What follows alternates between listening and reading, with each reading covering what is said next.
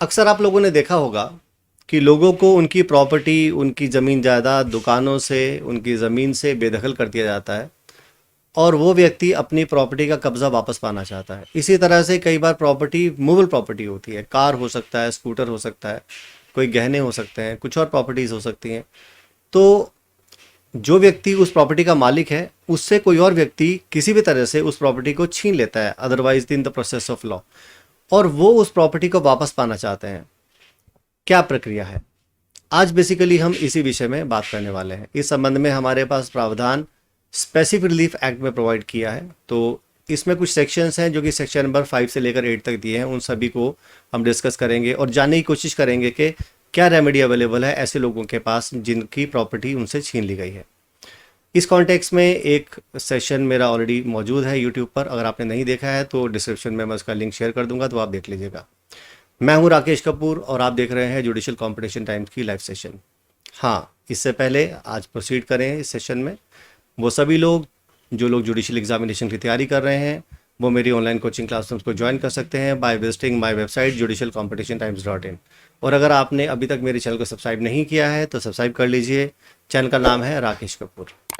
तो चलिए ठीक है, बिना देरी के स्टार्ट करते हैं आज के सेशन को और देखते हैं कि बेसिकली उन सभी लोगों के पास क्या रेमेडी है जिनको उनकी संपत्ति से डिस्पोजेस कर दिया गया है, बेदखल कर दिया गया है, और वो अपनी प्रॉपर्टी का कब्जा वापस कैसे पा सकते हैं।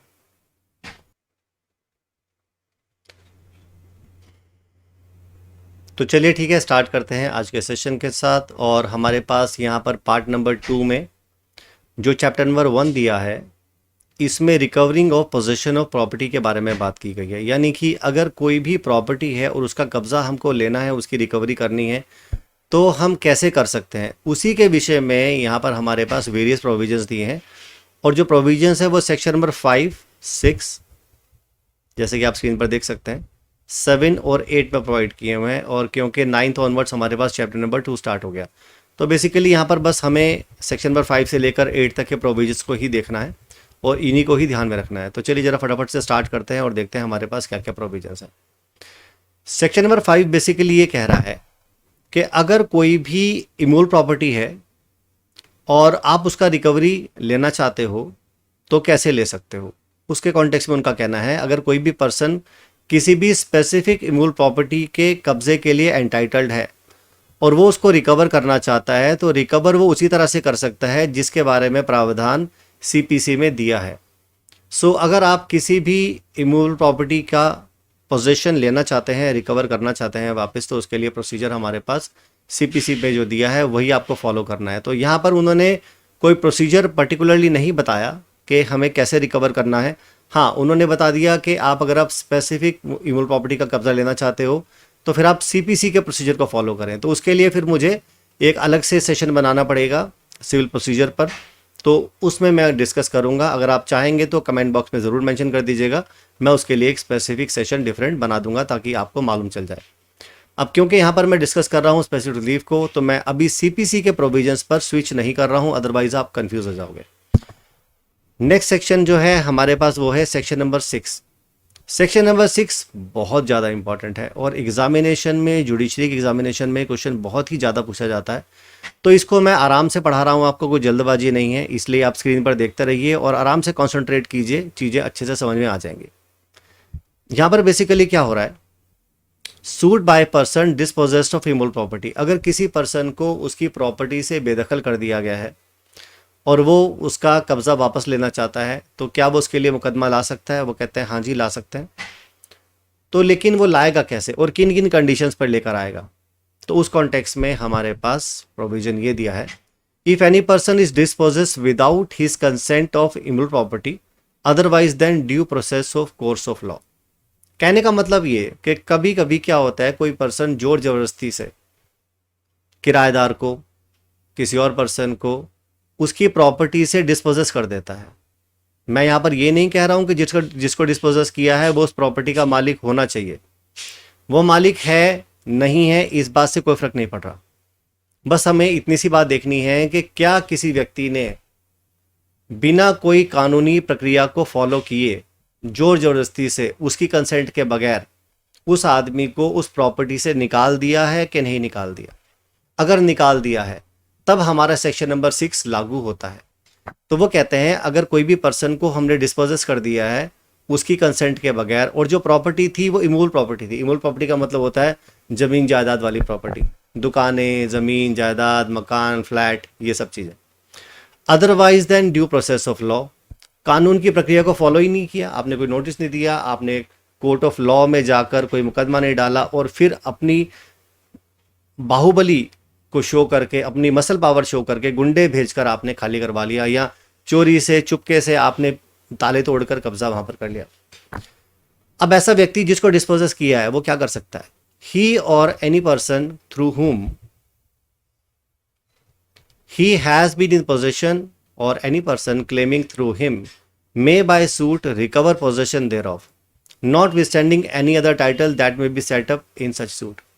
अब यहां पर इस बात से कोई फर्क नहीं पड़ रहा कि जिस आदमी को बेदखल किया गया है, जिस पर्सन को डिस्पोजेस किया गया है, वो पर्सन उस प्रॉपर्टी का मालिक है या नहीं है।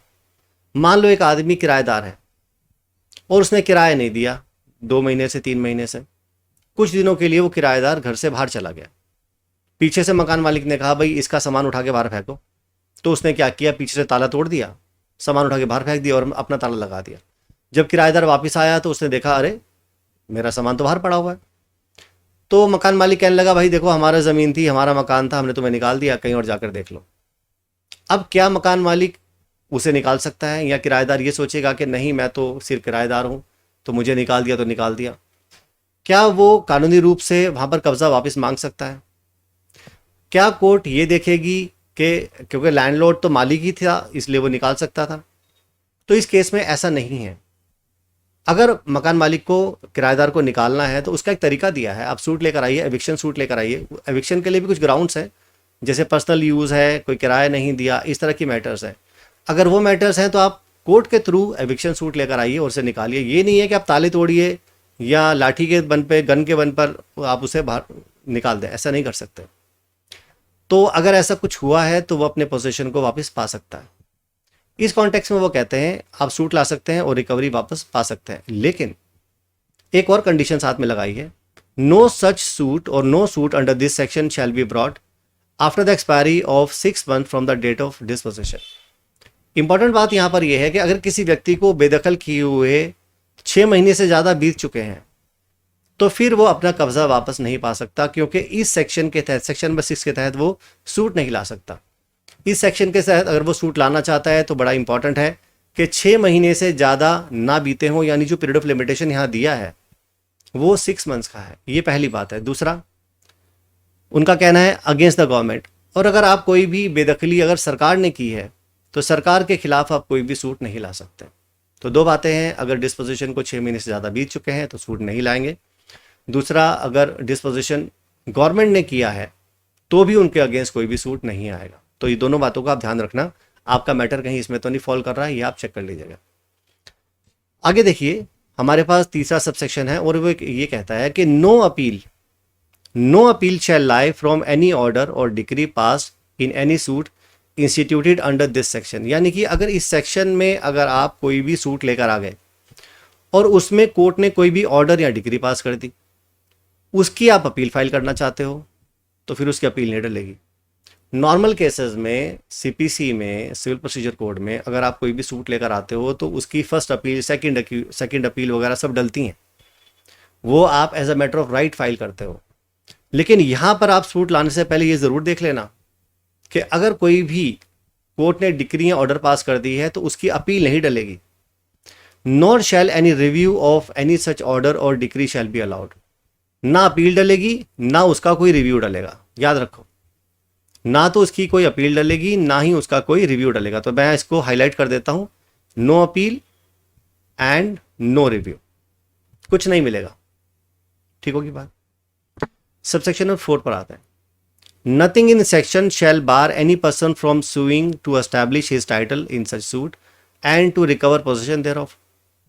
अब ऐसा नहीं है कि मान लो मकान मालिक के खिलाफ एक सूट लेकर आए या ऐसे पर्सन के खिलाफ कोई सूट लेकर आए जिसने आपको बेदखल कर दिया था, लेकिन एक्चुअल में वो प्रॉपर्टी का मालिक था, आप किसी भी तरह से उस प्रॉपर्टी के पोजीशन में थे, लेकिन उसने आपको निकाल दिया था, लेकिन वो कहने लगा, अपना डिफेंस लेने लगा मुकदमे में, नहीं नहीं नहीं मैं तो मालिक था, मैं निकाल सकता था।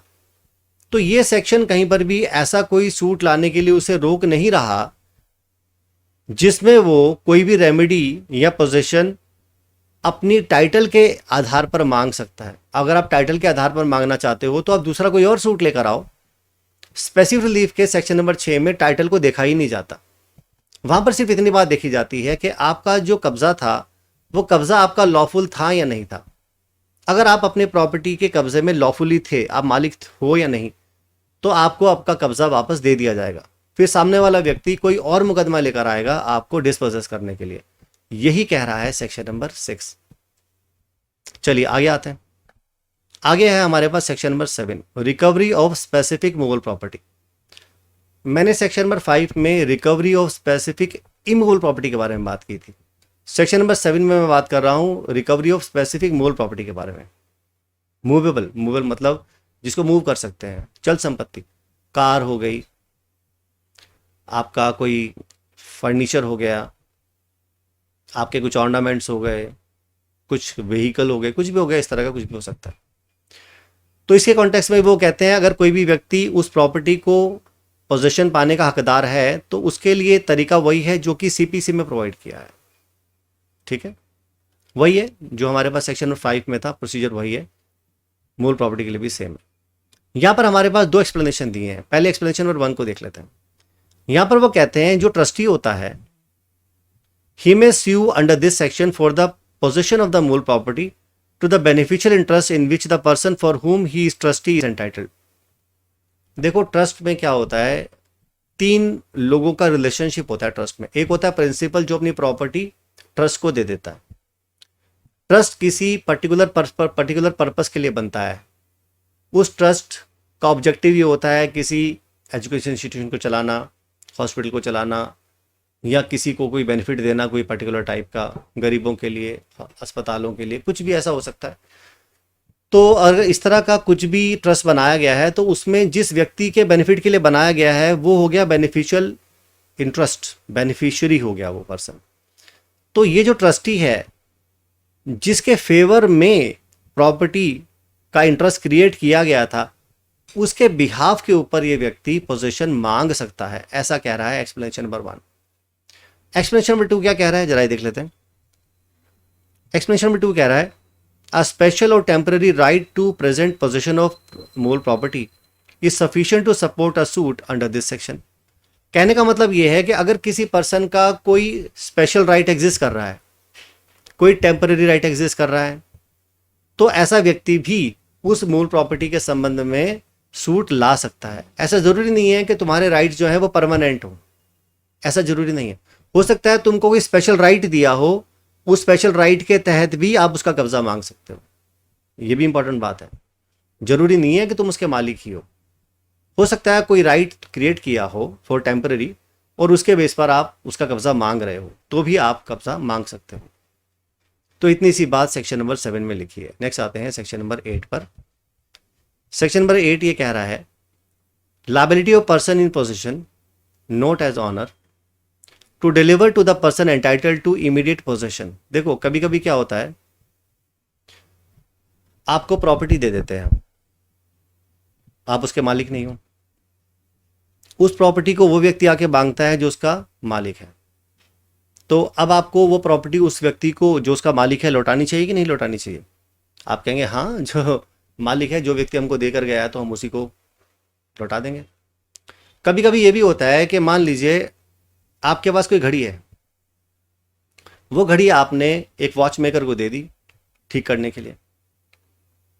इतनी देर में कोई और व्यक्ति आया वहां पर, कुछ समय के बाद उसने देखा कि वो घड़ी वहां पर पड़ी है, उसने कहा अरे घड़ी तो मेरी है, तो वो अपनी घड़ी उससे मांगने लगा। तो जो दुकानदार था, जो वॉच मेकर था, उसने कहा अरे नहीं ये प्रॉपर्टी तो उसकी है। तो अब यहां पर क्या ये पर्सन, उस जो दूसरा व्यक्ति आया है जो कह रहा है कि प्रॉपर्टी मेरी है, क्या उसको वो ये प्रॉपर्टी दे सकता है कि नहीं दे सकता? इसी के संबंध में हमारा सेक्शन नंबर 8 कुछ इसी तरह की सिचुएशन के बारे में बात कर रहा है। वो कहते हैं एनी पर्सन हैविंग पोजेशन और control of a particular article of मूल प्रॉपर्टी। किसी पर्सन के पास कोई मूल प्रॉपर्टी है, वो उसके कब्जे में है, of which he is not the owner, उसका वो मालिक नहीं है, लेकिन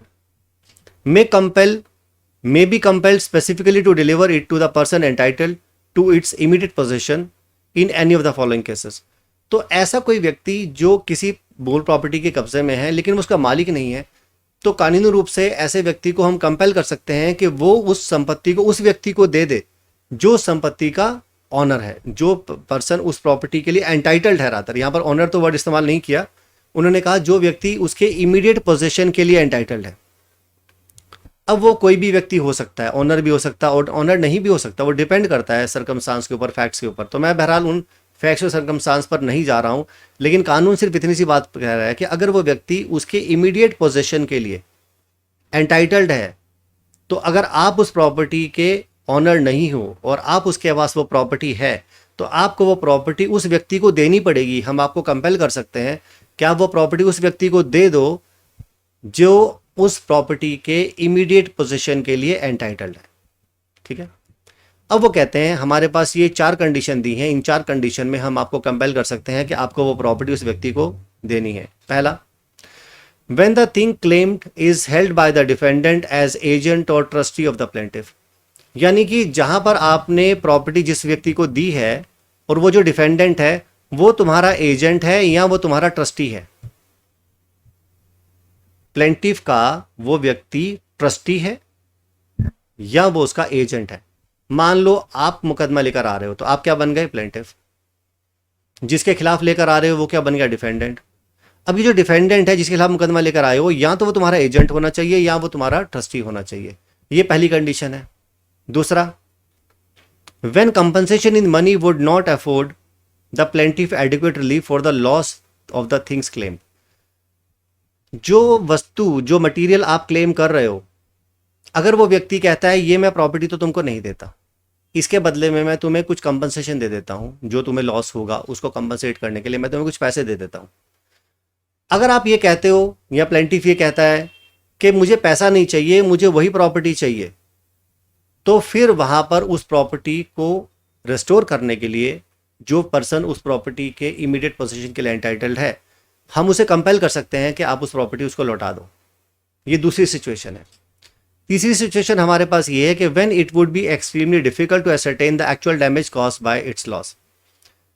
तीसरे कंडीशन में अगर कोई व्यक्ति को कोई लॉस होता है, उस लॉस को तय करने का हमारे पास कोई पैरामीटर ही नहीं है, हमारे पास कुछ ऐसा पैमाना है ही नहीं जिससे हम ये तय कर सकें कि यार अगर हम इस पर्सन को वो प्रॉपर्टी ना लौटाएं तो इसको क्या नुकसान होगा। अगर हम उसकी लॉस को कैलकुलेट नहीं कर सकते तो ऐसी सिचुएशन में हमें को वो प्रॉपर्टी उसको लौटानी पड़ेगी। और हमारे पास जो डी क्लॉज है वो ये कहता है when the position of the things claimed has been wrongfully transferred from the plaintiff. अगर कोई भी प्रॉपर्टी प्लेंटिफ से रॉन्गफुली ट्रांसफर कर ली गई है, उसका कब्जा रॉन्गफुली ले लिया गया है, नाजायज तरीके से उसका कब्जा ले लिया गया है, तो भी हम उसको कंपेल कर सकते हैं कि आप इसका कब्जा उस व्यक्ति को वापस लौटा दो। ठीक होगी बात?